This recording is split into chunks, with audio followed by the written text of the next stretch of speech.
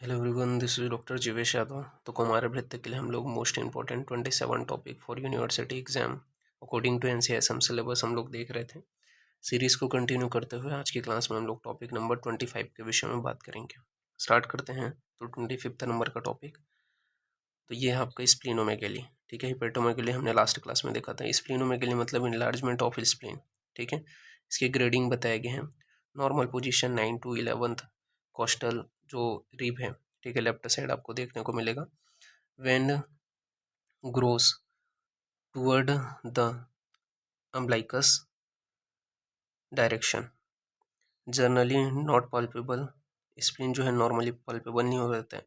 In unit 3 month up to 1 centimeter palpable. After 3 month not palpable but if palpate there splenomegaly occurs. फिर इसके बाद में measurement बताए गए हैं। फ्रॉम लेफ्ट सब इंटरकोस्टल स्पेस जो आपका मार्जिन है, ठीक है, वहाँ तक आपको देखने को मिलेगा। माइल्ड में आपको spleen to umbilicus draw imaginary line of spleen came comes half of the line, ठीक है, लेस देन 4 centimeter। मॉडरेट में क्या है, half but not reach to umbilicus 4 to 7 centimeter। Severe में रीच टू अम्बलाइकस, ठीक है, मोर देन 7 centimeter। ठीक है, ये यहाँ पे बताया गया। फिर इसके कॉजेज़ के बारे में बात कर लेते हैं। तो कॉजेज़ में बताए गए हैं इन्फेक्टिव कॉजेज़ के अंतर्गत, जैसे कि वायरल इन्फेक्शन है तो वायरल इन्फेक्शन में आपका क्या आ जाएगा, CMV हो गया, ठीक है, साइटोमेगलो वायरस हो गया, ठीक है, इसके अलावा इन्फेक्शियस मोनोकोकाइस, ठीक है, बैक्टीरियल के अंतर्गत टाइफाइड, TB, ठीक है, मेनिंगोकोकल इन्फेक्शन हो जाएगा। इसके अलावा प्रोटोजोयल के अंतर्गत मलेरिया, काला आजार, ठीक है, ये आपको देखने को मिलेगा। फंगाई के अंतर्गत साइटोप्लाज्मी, ठीक है, हेमेटोजेनिक कॉजेस के अंतर्गत क्या क्या आपको देखने को मिलेगा, तो थैलीसीमिया हो गया, SCA, ठीक है, सिकल सेल एनीमिया, ये सभी आ जाएगा। एक्स्ट्रा मेडुलर हिपेटोपोरोसिस, ठीक है, कंजेस्टिव कॉजेस के अंतर्गत आपका CCF हो गया। इसके अलावा ये बोल सकते हैं बेडिचेरिक सिंड्रोम हो गया, पोर्टल हाइपरटेंशन हो गया, ये कंजेस्टिव कॉजेस हो गए।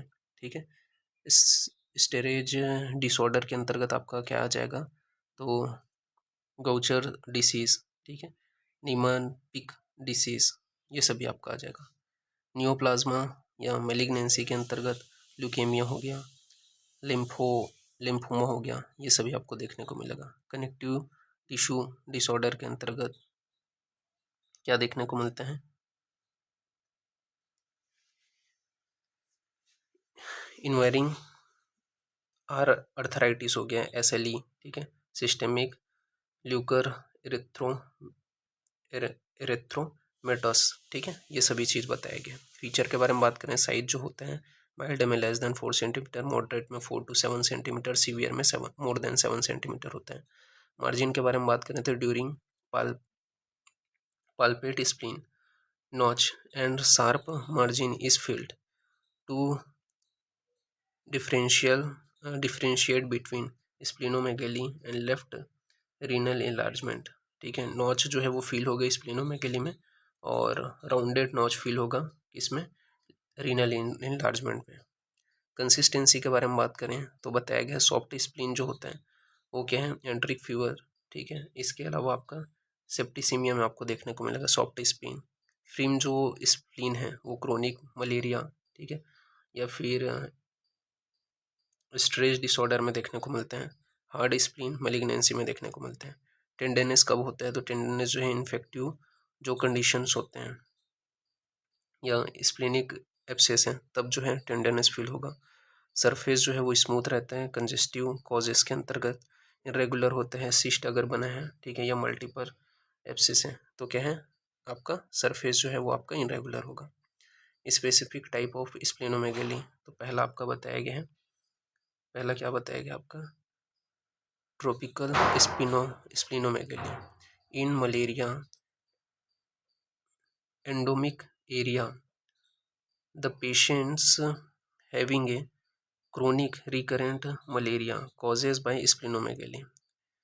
स्यूडोस्प्लिनोमेगेली, स्यूडोस्प्लिनोमेगेली में बताया गया इस if spleen is filled in left side but not pathogenical condition is present. ठीक है, तो वो क्या है आपका स्यूडोस्प्लिनोमेगेली है। कंडीशन बताया गया कि न्यूमोथोरेक्स हो गया, इम्फोसीमा हो गया, प्लूरल इन्फ्यूजन हो गया, ये सभी में आपको देखने को मिलते हैं। अस्थमेटिक पेशेंट में, सब डाइफर्मेटिक एप्सिस में, ठीक है, इन सभी कंडीशन में आपको देखने को मिलते हैं। इसके अलावा स्प्लीन फिल्ड बट नो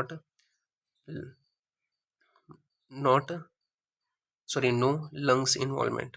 ठीक है, below left SC margin field. इसके अलावा बताया गया है not splenomegaly but left lobe of liver.